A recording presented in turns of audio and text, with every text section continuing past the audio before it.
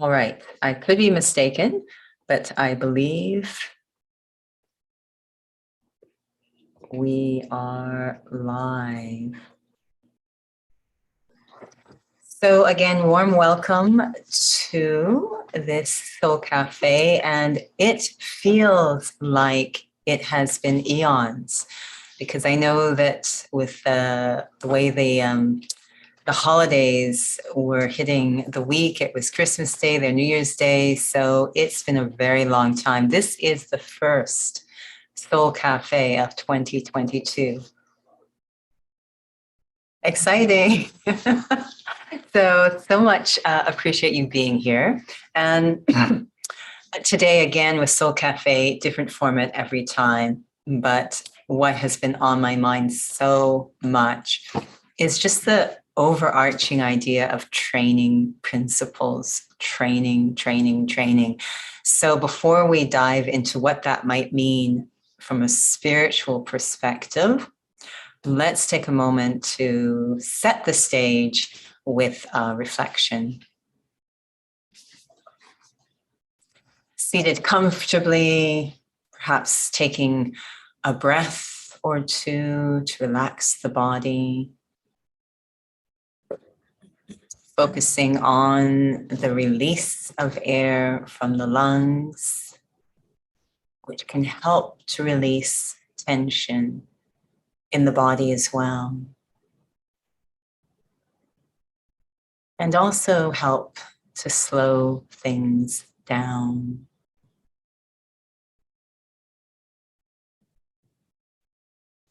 And it's always wonderful, these moments I can take where I'm not so entangled in the doingness of day-to-day life, just coming into sound, these quiet moments when I can check in on the state of the self, on the inside. It's amazing how that can become neglected because of getting so caught up on what's going on outside, whether it's actions, interactions I myself perform, or scenes and situations unfolding.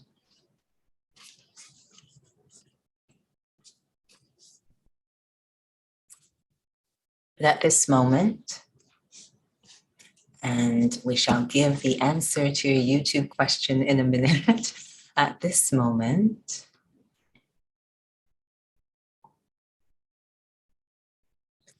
I allow my focus to rest very deep within the self,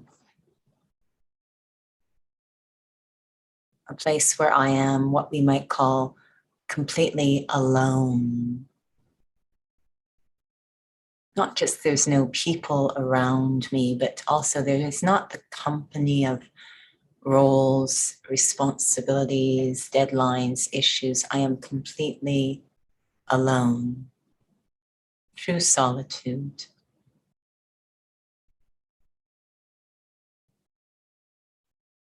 And in that very simple space, I can check in and see where I am relative to the things I have identified as most important to me. The objectives I've set for myself, or those aspects I feel are most healthy and beneficial. Where am I relative to those elements? Have I forgotten about them? Am I honoring them?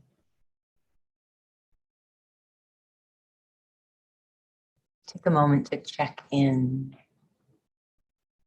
See if I'm still on track relative to what I feel is most important.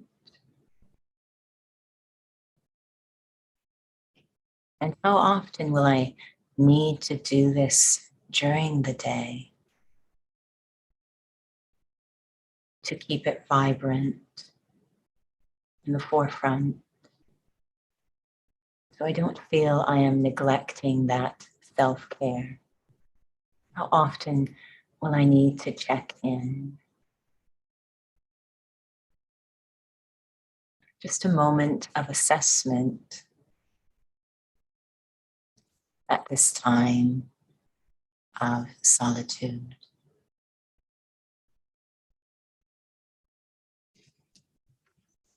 Om Shanti.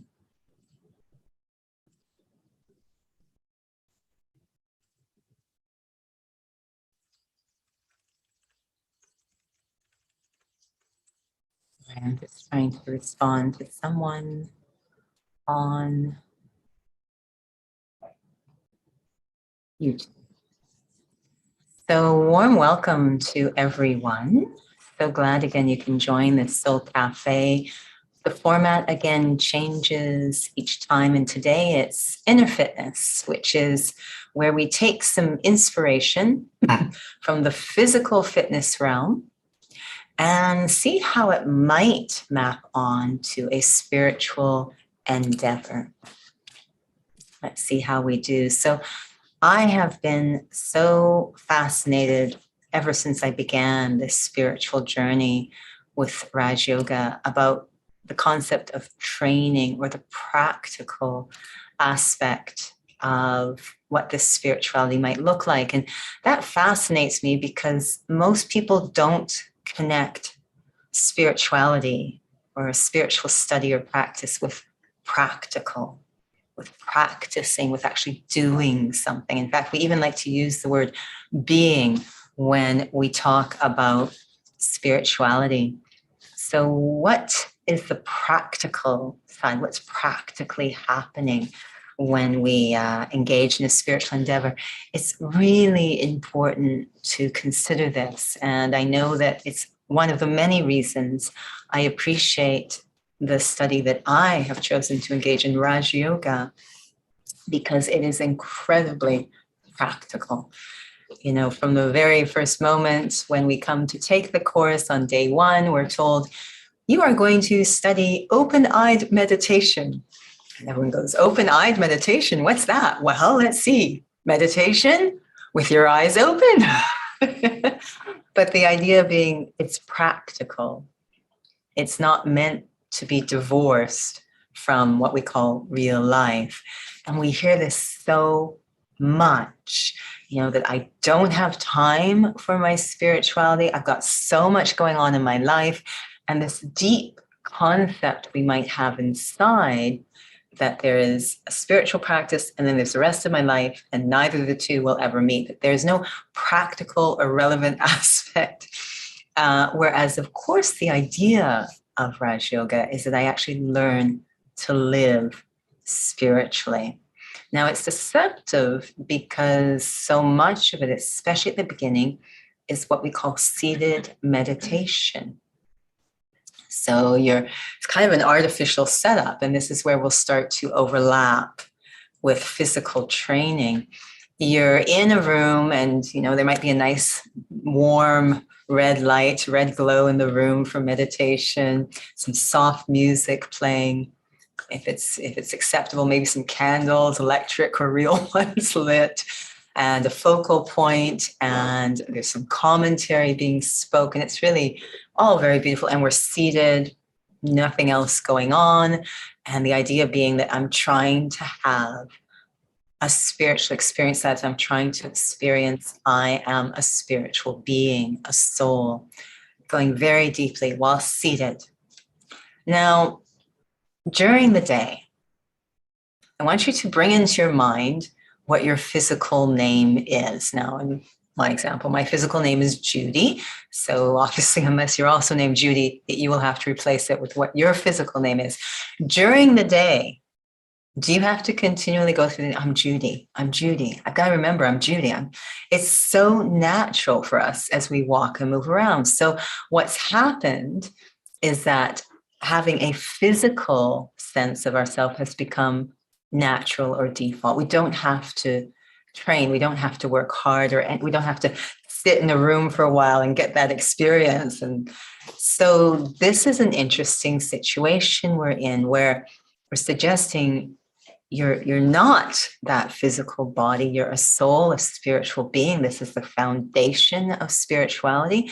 And somehow that's become unnatural to us. So we have to go into almost an unnatural situation, sitting quietly in a room with soft music and lighting and a commentary, just to have an experience of ourselves as a soul.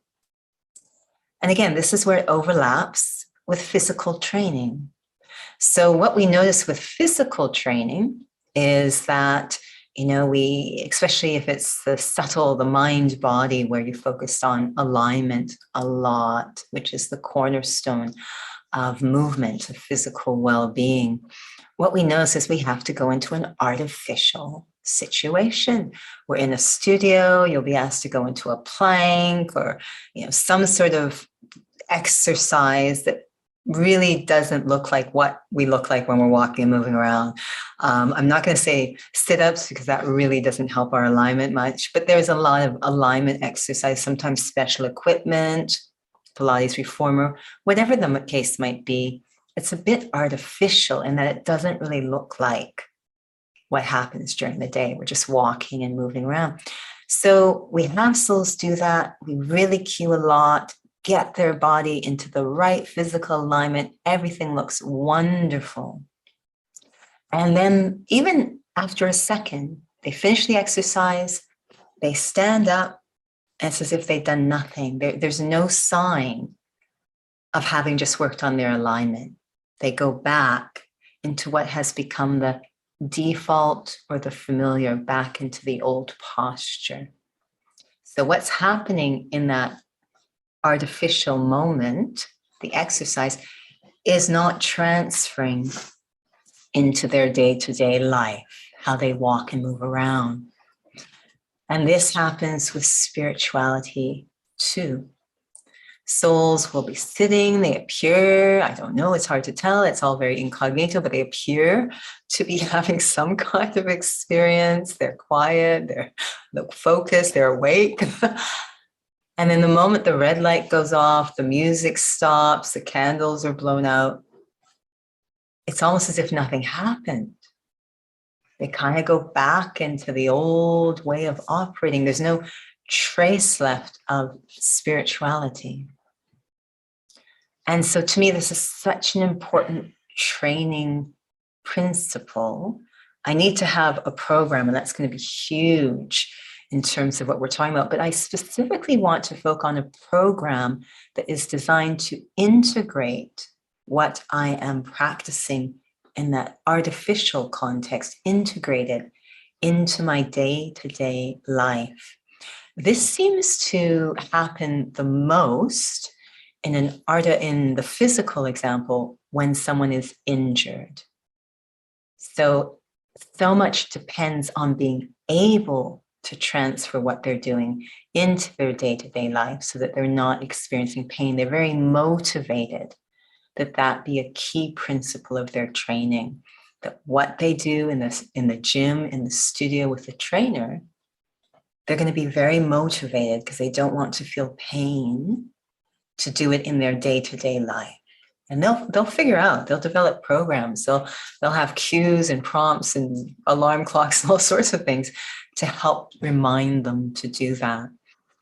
And so the same thing, I want a key part of my training, one of the key principles of my training spiritually is that it doesn't stay separated, is that what I am practicing in that artificial context of seated meditation, where I get to block everything else out, if you will, and focus completely. I just want to experience I am a spiritual being. And then I want to be able to take that experience and have a program where it integrates into my day-to-day life. So that's been a key focus for me.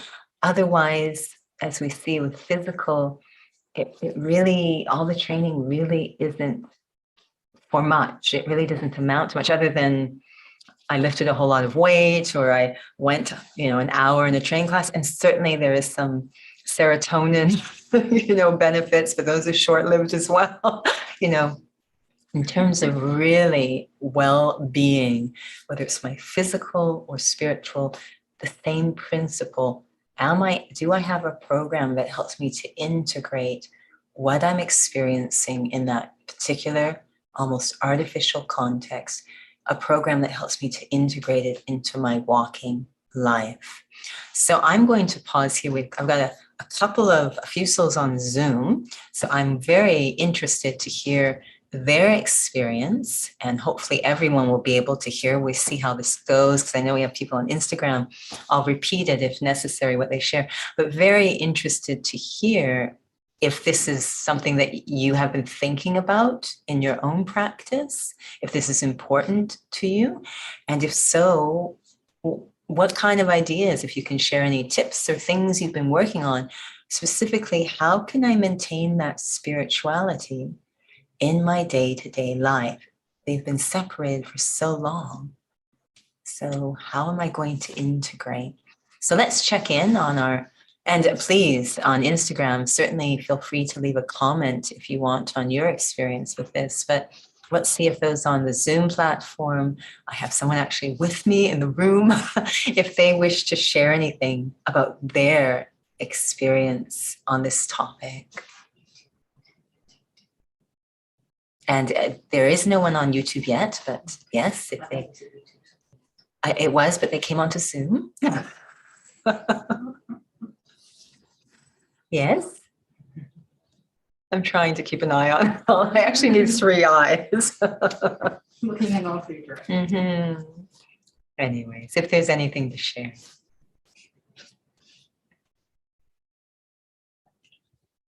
I think for myself, I know attitude is driven by awareness. But so I don't know if I need to step back a bit more in terms of awareness, but I don't know why I was pulled about attitude, but keeping an attitude that this is a new awakened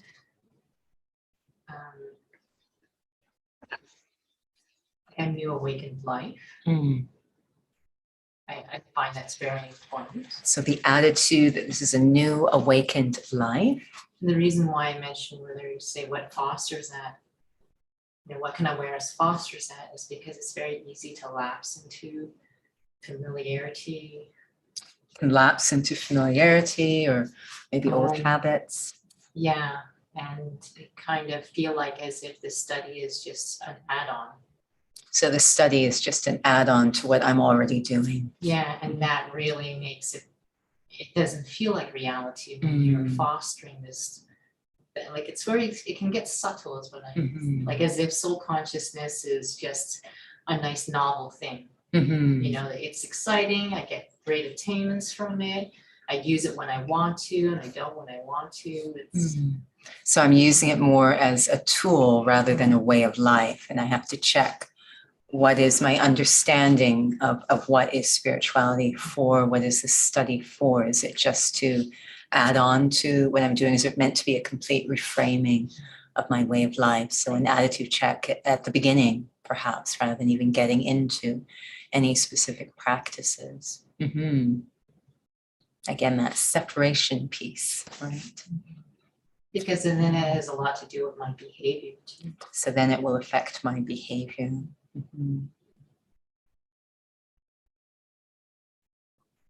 Any other sharing? Pauline, go ahead. So you mentioned about a program. So when it comes to the physical, I had a mini, program or, achievable goals that I want to achieve, simple, nothing really big. And when it comes to the spiritual side, you mentioned about the program too. I think for my experience, it's very beneficial in a way that there's some sort of direction and, I would say like sense of why I'm here or how should I make my day, and should I allow the day-to-day things burn out or, cause me exhaustion, which I really experienced before the studies. So having a simple program and a charting, very simple. And as I start my day, I always, create a thoughts that's really more on, the knowledge that I, learned from the study of Raj Yoga. And I take that, throughout the day, and, asking some questions, about, how I feel, or did I achieve that stuff? And simple as that. And there are times too that you forgot, and it's okay. But what's important is, to write down all, your attainments and, simple stuff that you've done that create happiness for yourself. And especially in my workplace, which is a huge, factor where I spend most of my day. It's very challenging because there's different, attitudes and personalities that you have to deal with. And that's the integration part. And actually yesterday, a soul just told me something about, the stress that, she's experiencing. And I say, you know what? I don't believe in God. So how should I react? So I'm fortunate, that I'm in this study because I have the basic foundation. So when a soul say, I don't believe in God, so how should I respond? Should I respond in a way that's really, based on kind of egoistic? But I have so much, compassion in her, and I create a friendly approach that respect whatever she believed, and it went well actually. So that's the integration part, in a way that you are responding instead of judging, a person, because each one of us has its own, way of thinking, based on, peer, pressure, or, parenting and everything. So it was more of a friendly, conversation, and, I accept it. And she can feel. That's why I think she was so drawn to really, we rarely talk actually, but it was just a moment that she came to me and said something about her personal stuff. So that's the integration part. Mm-hmm. Lovely. Thank you, Pauline. So with the list that was already started about attitude, there's a few things. And again, we want to just try and get to the essence of these sort of ideas. A few things in Pauline's sharing that I heard. One, which I feel is so important, is to keep things as simple and uncomplicated as possible. So if I can set a single, simple, clear objective at the beginning of the day and try to keep checking in on that simple, clear. Sometimes we have multiple things going on and we spread ourselves too thin. It's going to be impossible to really have quality in any of them. So I compare this to learning to swim or improving my swimming technique. I may already swim. I may have some bad habits. And so for adult swimmers, there's, mechanical sort of correctional swimming classes you can take. They usually have to be one-on-one because it's so intense. And the way it worked when I did with a lifeguard was very lovely, and just, did it off, just on the fly with me whenever I came to swim, is they would always take one thing. They knew what would happen if they tried to take the entire package. So they said, today, we're going to focus on your breath as you're swimming. And they had a couple of exercises that I would just practice in the pool the next day. Today, we're going to focus on your pull, the pull on your stroke. So it's not that we want to, of course, break apart so it's unrecognizable, the stroke, but the idea that sometimes if we can keep our focus for the day simple, this is lovely. And this can connect back to, and very often, the focus for the day is actually developed the night before. So this comes to the second tip that was shared by Pauline, which is a chart. It is called one of the top means for progress. Now, I remember sometimes I'll be in the gym on the weight floor and I'm thinking, okay, these people are charting more intensely than I've ever seen spiritual souls charting, and our lives depend on spirituality. So they have these meticulous charts. So the idea of a chart, and the reason we say I might set my objective or focus the night before is because at the end of the day, I become a teacher to the self and see what happened today. And where could I see there was an area needing a little bit of TLC in my spiritual practice? I want to focus. It might be, you know what? I talk too much. So the next day, I'm going to focus on just speaking what is essential. And I'll come back to that example later. So the night before, I recognized, sort of what the heart's calling out for in terms of correcting. And I set that as my objective the next day. And then I'm sort of charting, checking in on how we're doing on that. And the third one was what we loosely call service. And I hesitate using that word because we take it in very strange directions. But there was a wonderful story by two senior brothers of the study. They're very, very bright. They've been in the spiritual practice for a long time. And they had this little, I don't know if it's game or agreement or what you would call it between each other, where every morning we have spiritual study and they would pick one word that was really staying with them and they really wanted to focus on for the day, one point or practice from the morning study. They say, whenever we talk to anyone, we have to somehow introduce that word into the conversation. It was just a crazy, but wow, did it get them to focus on it? So we say service, and I use the word hesitant because we're actually just helping ourselves. When we start to think I'm helping someone else, we're already way off kilter. But in terms of, okay, this is actually helping me to think about these things. If the other person benefits, wonderful. They've kind of got their own journey. I don't want to force anything on anyone, but I certainly need to focus on this stuff. So these are some of and we want to make it as concrete and again, as practical as possible.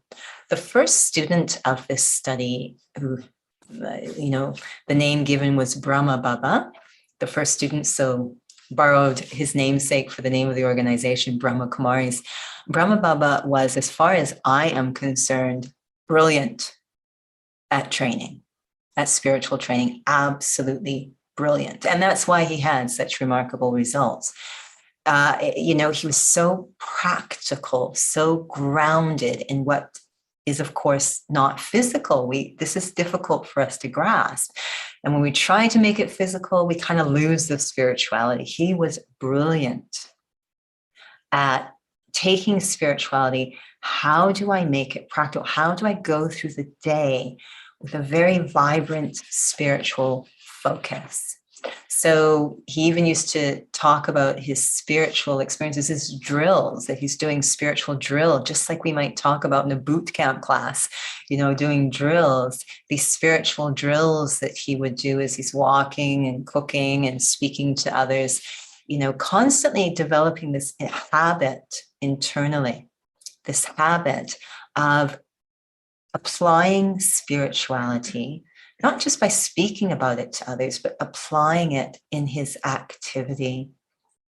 And we gave the example earlier, one of the ways he did that was only speaking what is essential. He was not big, and you're probably thinking, wow, she's talking a lot already, but he was not really big on having to speak on and on. We sometimes speak for a lot for a few different reasons. And this would become clear to me if I'm keeping a chart. A lot of things can become clear to me if I'm keeping a chart. A lot of our talking is driven by ego, proving, defending, explaining. I want people to understand I'm right. There's a lot of strange things that are driving our speech. And that will start to become clear to me if I'm really being honest with the self, which was another of his gifts, is he was so honest with himself, so clear. And I'm remembering, this was another one that actually he was big on, was visual reminders. He calls them pictures. visual reminders. Now, I know when I came into the study, first year or two, I will admit I enjoy creativity, so it was something that I doubly enjoyed doing, but I made a lot. I lived in an apartment and the walls were painted, but it was cinder blocks, those cement blocks. That was the wall. It had been painted a beige, so it wasn't just this gray cement wall. So it was okay, but it was cinder blocks. You could see that. And so I created these visual cards, the size of the cinder block to decorate them. So I didn't feel like I was living in such an industrial place. And they were all reminders of spirituality. I had them all over the place because I knew I needed to be reminded, just like we tie a string on our finger. Remembering is the foundation of our spiritual practice of Raj Yoga. Remembering whatever is going to help one remember. I had an incident, again, it was the first few years of coming into the study, where I would drive every morning to the center that was about 5-10 minutes away. And the route I took, it had a turn off the main road onto a side road. It had a turn, and there was a sign at that turn that turn was not legal, was not available at certain hours of the day at rush hour. It was not possible to make that turn because you can imagine during rush hour, lots of people are going to be turning and trying to cut through the residential community. So they had the sign that you could not make this turn during rush hours. So there wouldn't be this overflow of traffic through the residential. So that the sign was not applicable at the times that I was going to the center because it was early morning. So I had the deep, deep habit every day of making that turn. And then there came a moment when I was having to go during the day to the center to perform a task. But now I have this deep habit of making this turn, deep. So it wasn't intentional. I wasn't trying to break the law. It was just such a habit. And as many of you know, when you're driving to the same place over and over and over again, you start to be able to do it on automatic. You're not even paying attention. You're not even sure how you got there, right? You're just suddenly, oh, here I am. So I find that I was starting to do the turn during hours I shouldn't be. And I was really trying to stop myself, but it was, every morning I was doing the turn. And so it was, again, this deep habit. So it got to the point where I thought, I have to do something concrete. I can't just, have the idea I'm not supposed to take a turn. That wasn't enough. I had to do something very concrete. So I made a sticker that I put in the middle of the steering wheel. So I'm looking at it all the time and saying, do not make this turn now. And it worked. It worked. I was turning when I was supposed to and not turning when I was not supposed to. It was fantastic. And I continued for a few months and I felt, okay, I'm good. I am trained like a Pavlovian dog. I am good to go. So I took the sticker off. And the next day I'm driving and I couldn't believe it. Mm-hmm. I did the turn. I did it at the wrong time, at the hour I'm not supposed to. I made the turn. And it was very interesting because there was a police car parked right there. As I made the turn, the police car was parked right there. So I made the turn and I just pulled over and waited for the police. I just waited for him to come. I knew that I had done the wrong thing. So I just waited for him to come over. So he got out of his car and he walked over and he said, this is odd. You seem to know that you did something wrong. I said, I know. And I felt very funny saying, I said, let me explain to you the situation. This young policeman, he was just so sweet. I said, look, I know, I'm going to explain to you what happened here. And I went through the whole thing when I said, I have to do this in the morning. I can do it in the evening. I told him about the sticker. I told him everything. He was listening to this. I'm sure. And I remember there was one point, he was so frustrated on my behalf, not at me, but he was frustrated. He says, oh man, how could that happen? You work so hard. Like it was so, and he actually banged the top. I remember he banged the top of the car out of frustration for me. He wasn't upset at me. He was like, it should have worked. Your idea should have worked. Why didn't it work? I'm just looking at him like, this is getting really strange now. And then he said, look, I'm not going to ticket you. You know what you did wrong. I can tell you're trying to fix it. You may have to put the sticker back on. And he walked away. So that's just a driving example. We're talking about the very essence of how we function. Stuff that's really unconscious to us for the most part. We're talking about our awareness. The level of support we're going to need to turn this boat around. It just can't be a nice idea. It just can't be ideas I talk about. It's going to have to be a concrete container, a very clear, practical thing. So we have a daily schedule in place to support us. It's not like, oh, I think I might, no, I'm saying the alarm. I'm saying the alarm. I'm putting my uniform out the night. Like, it's got to be concrete here. Tell other people about it, whatever it's going to take to make this happen, because there's massive resistance. I wouldn't even say it's a habit. I would say it's an addiction. We are addicted to operating physically.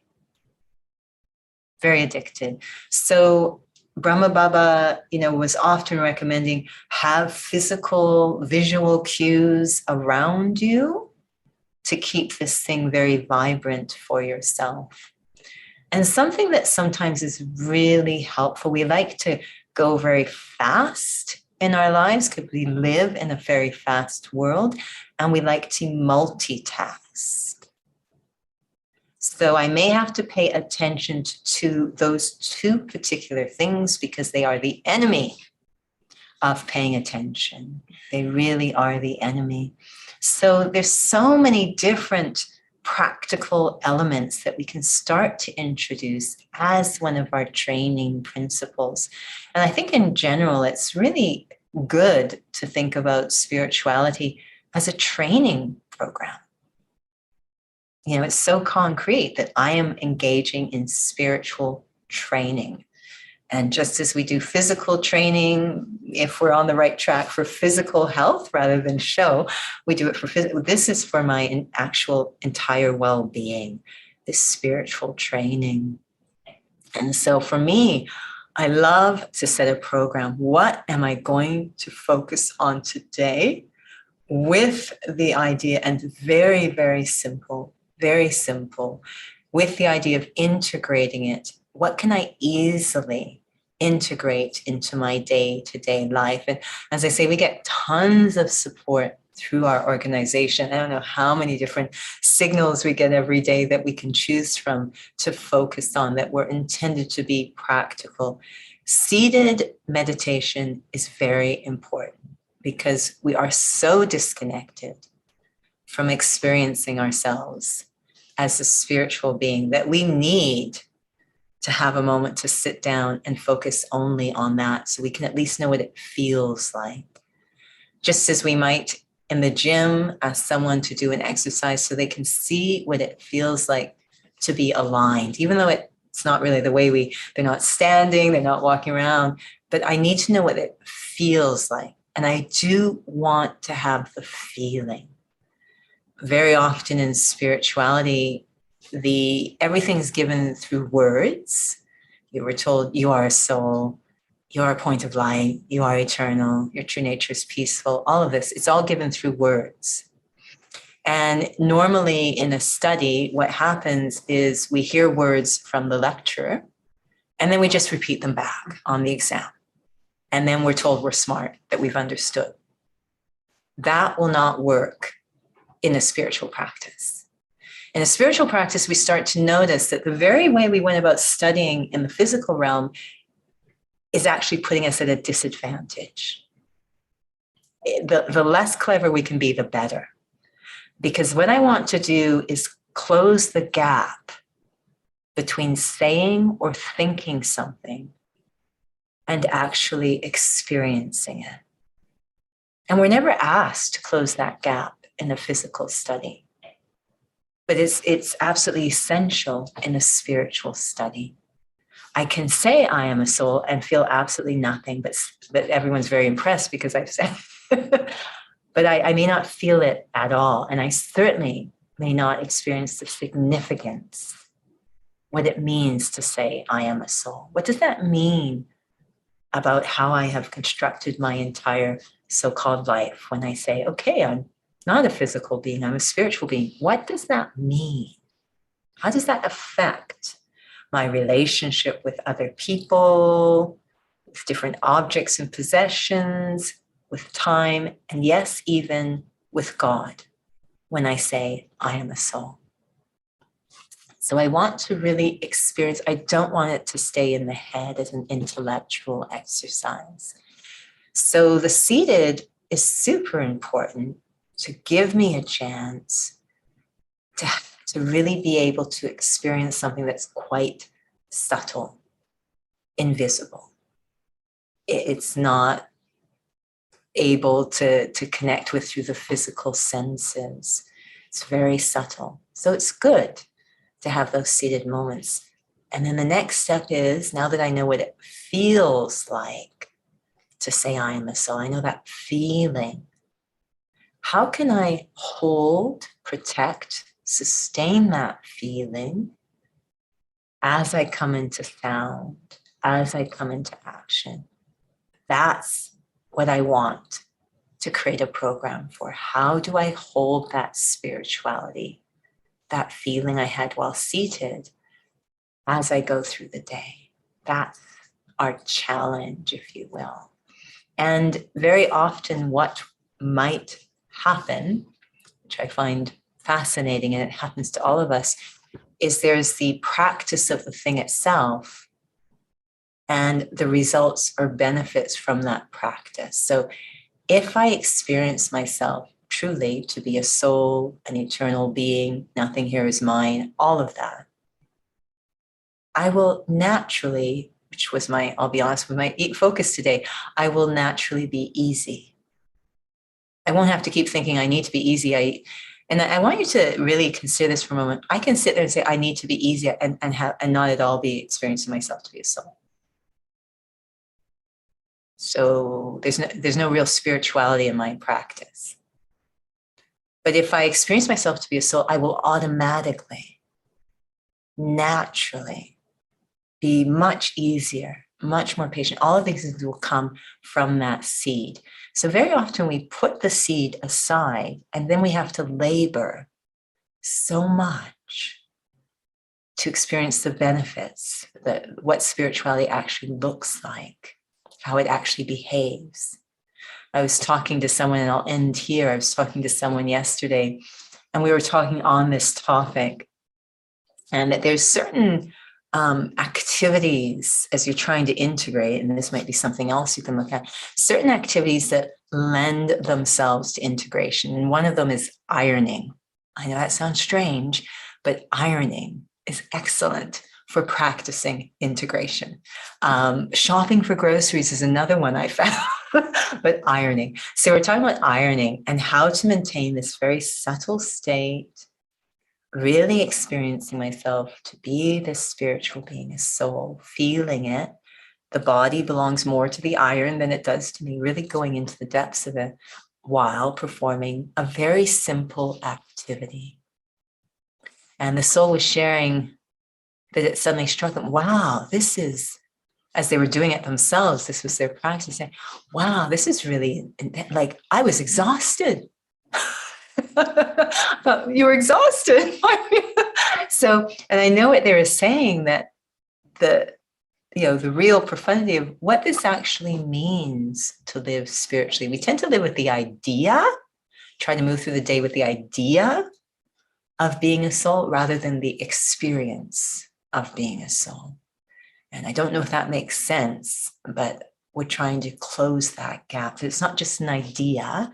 Yes, if I was a soul, I would be very patient and loving towards everyone. Yes, if I was a soul, I would do that rather than, I'm, oh, thank you, Epiphany. or doing dishes mindfully. Yes, it's very true. This is another task. There's some very simple tasks that are beautiful for practicing soul consciousness in action. Doing the dishes is definitely another one.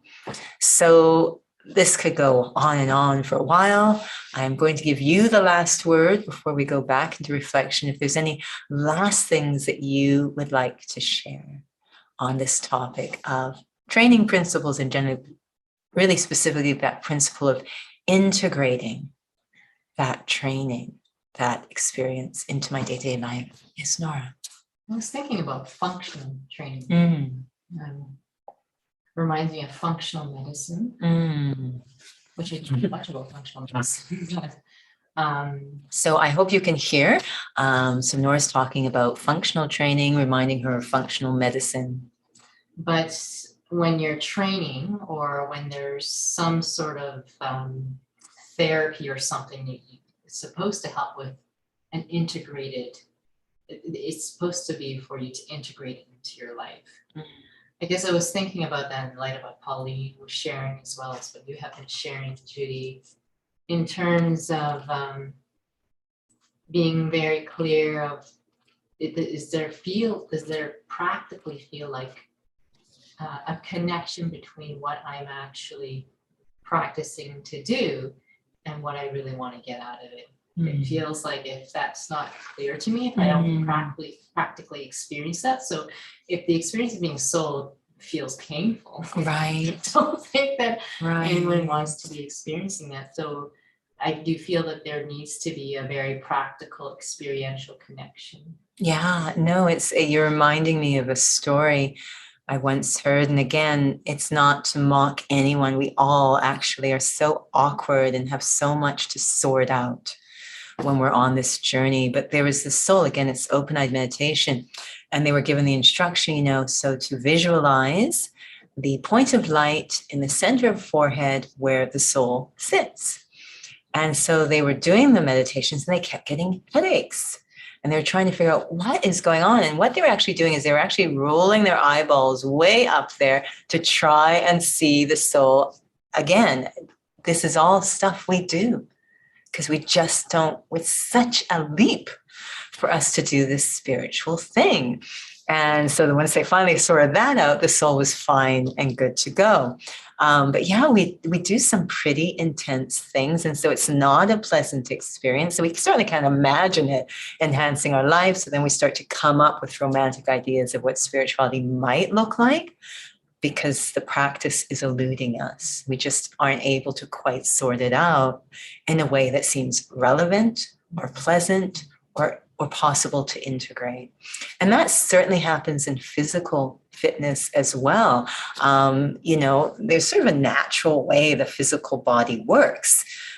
And for most infants, unless of course there's something that happens during they have it all going on naturally, right? An infant body, there's a flexibility, there's a range of motion, there's posture, everything's there naturally. And then as we start to go through life, we start to lose it all. So, if I asked you right now to put your foot behind your head or your toe in your mouth, which a baby seems to be able to do very easily, you probably would struggle a little bit. What happened? What happened to that flexibility, range of motion? So obviously we weren't practicing it. And if we were to do it now, if I don't have the right approach, the right training, the right understanding, it's going to be painful, probably injure myself.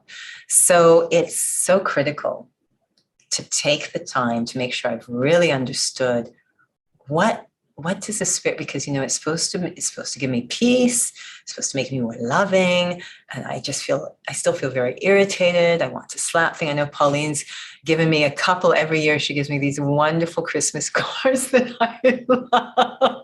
And I remember last year, I still enjoy it so much. It was about this. They're always cats. It's kind of neat. A cat says, I do yoga, I do this, I don't drink caffeine, and I still want to slap people.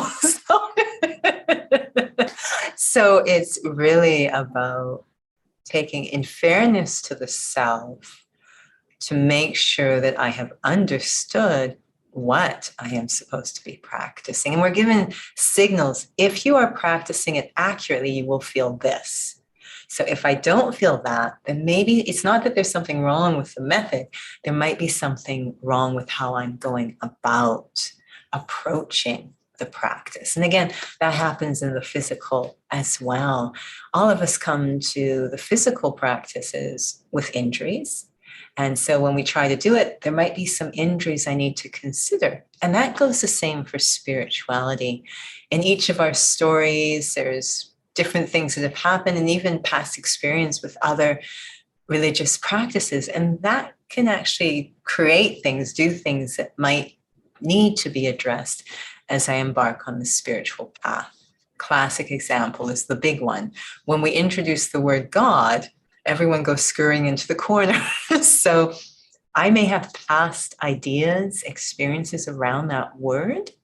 So I'm not even really hearing these new or different ideas around God. The old ones just keep popping up. I'm wondering, why is there such a block for me in connecting to that being? You know, around me, everyone's experiencing love and I'm getting nada. Is it, you know, what's going on? It's like, well, I need to appreciate, understand, be compassionate too. I might have some past baggage in there. So there's some things that, again, this all need to be part of my training program. Really need it to be grounded, practical, relevant, and applicable, able to integrate into my day-to-day life. That's the whole point of spirituality, is to learn to live spiritually. So I know we have to end there. We're 2 minutes away, unless there is any burning. Yes, Pauline, please go ahead. I'll just do it quick. So sorry. Keep going, Pauline. Go ahead. So I also learned that never ever compare to anyone. Before the study, I was really competitive, and I will always want to be on the top, to be recognized, to be the best of the best. So there's a lot of ego, jealousy, comparison. And then when I came to study, I was really melting down. The ego wasn't happy.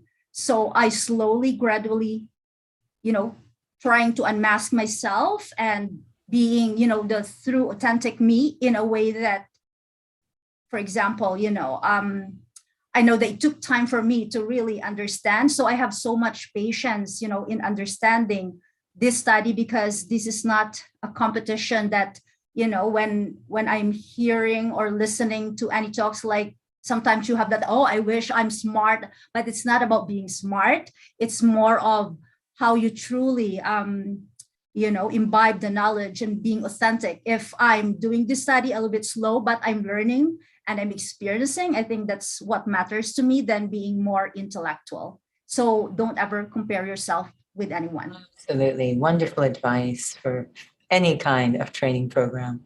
Wonderful advice. Really, really important. I agree. And, and it's a sign, another sign that I'm actually progressing, is that I so appreciate others. I'm so inspired by others, but I also deeply appreciate my own journey.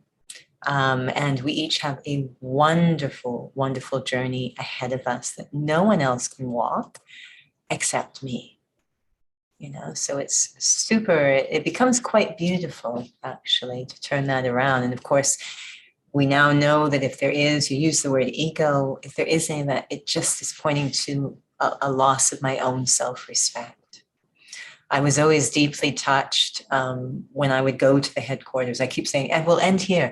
When I would go to the headquarters and meet the senior students who had been practicing this for so many decades, I loved so many. I mean, if you want to see spirituality in action, that was very easy, very clear to see demonstrated in the way that they lived. But one of them was this capacity to put others in front. Was absolutely beautiful. They were so secure and confident in themselves, in their own journey, in their own relationship with God, in their own, specialities, that they could afford to celebrate others, to put others in front. It was really, really, very beautiful. We were with one of the seniors earlier today, and I'll never forget. She recently, Sister Mohini, she recently was moved into the position because our seniors keep moving on. So into the position of additional administrative head. So there's two of them. In essence, they really are, if you will, kind of the heads of the organizations. But I'll never forget, everyone's calling to congratulate. And the first thing that she said when I said, congratulations, this is lovely. And she said, yes, it will be wonderful that we will all be moving along together.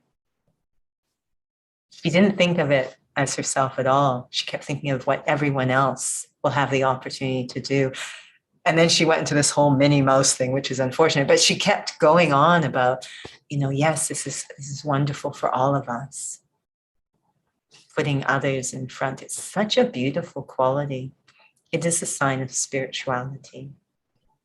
So we could go on and on, but I'm sure you all have things that you need to do and practices, spiritual practices to embark on. So we'll take just a moment to end with a reflection. Thank you so much for joining today, contributing today. And again, Soul Cafe is every Saturday, 2 p.m. Calgary time, Mountain Standard Time. And the format changes. I can't remember next week if it's interview or story time. Interview. So next week, Nora will be on this side of the camera and we'll have an interview. And if you have any suggestions of topic, please write into our email, calgary@ca.brahmakumaris.org. That's on our website too. So let's reflect for a moment.